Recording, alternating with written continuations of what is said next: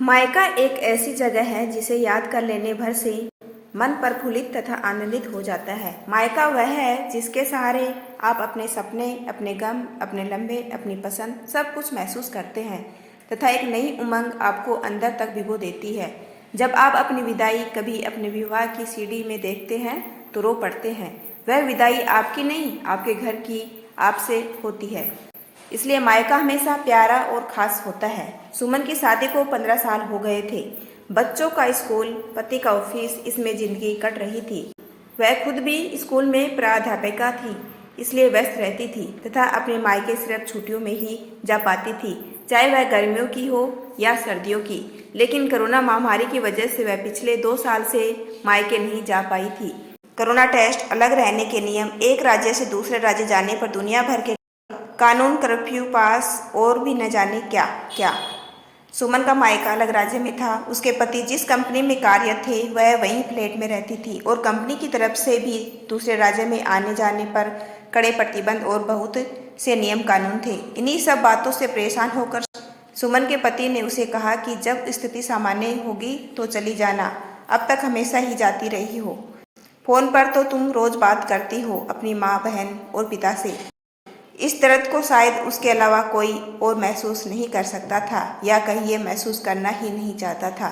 धीरे धीरे 2 साल बीत चुके थे तथा प्रतिबंध कम हो गए थे, लेकिन पूरी तरह से समाप्त नहीं थे। सुमन की माँ, जो कि बीमार रहती थी, उसे अक्सर आने के लिए कहती थी, लेकिन साथ ही साथ उसकी व्यवस्था भी समझती थी। एक दिन सुमन की माँ ने उसे फ़ोन पर बताया कि वह उससे मिलने आ रही है। सुमन के लिए यह बहुत ही अच्छी न्यूज़ थी, लेकिन मन परेशान भी था। उसकी माँ हृदय की मरीज थी, जिनके लिए 7 घंटे का सफ़र कर पाना मुश्किल था। ऊपर से पिता ने कहा कि वह व्यापार में व्यस्त है, इसलिए नहीं आ सकते। पिछले 2 साल से व्यापार में कोई मुनाफा नहीं हुआ, वह टाइम है व्यवसाय करने का। सुमन की बहन, जो कि विवाहित थी और उसी शहर में रहती थी, उसने कहा, दीदी आप चिंता मत कीजिए, मैं मम्मी के साथ आ रही हूँ। मेरा भी आपसे मिलने का बहुत मन है।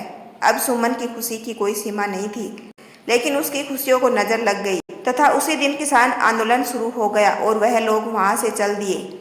अब समस्या यह थी कि उनको उसी रास्ते से निकलना था जहां किसान आंदोलन उग्र और आक्रामक था। दूसरा रास्ता अकेली औरतों के लिए सुरक्षित नहीं था। 2 महिलाएं, एक बच्चा, ऊपर से उग्र आंदोलन, सबकी जान हलग में थी। जब सुमन ने उन्हें वापस जाने के लिए कहा तो उसे खुद भी बहुत बुरा लगा, लेकिन वह क्या कर सकती थी। वह मन ही मन भगवान से प्रार्थना कर रही थी, हे प्रभु, और कितनी परीक्षा लोगे। थोड़ी देर बाद सुमन की बहन का फोन आया तथा उसने बोला, दीदी हम आंदोलन वाली जगह को पार कर चुके हैं।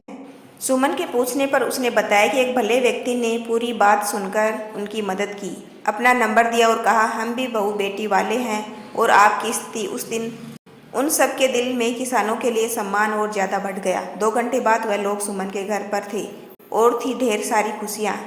इसे कहते हैं मायके का प्यार। अगर आप ना जा सके तो मायका आ जाता है आपको प्रफुल्लित करने। यदि आपको मेरा छोटा सा प्रयास अच्छा लगा हो तो चैनल को लाइक, शेयर एंड सब्सक्राइब कीजिए। आपका अपना कीमती समय देने के लिए दिल से धन्यवाद।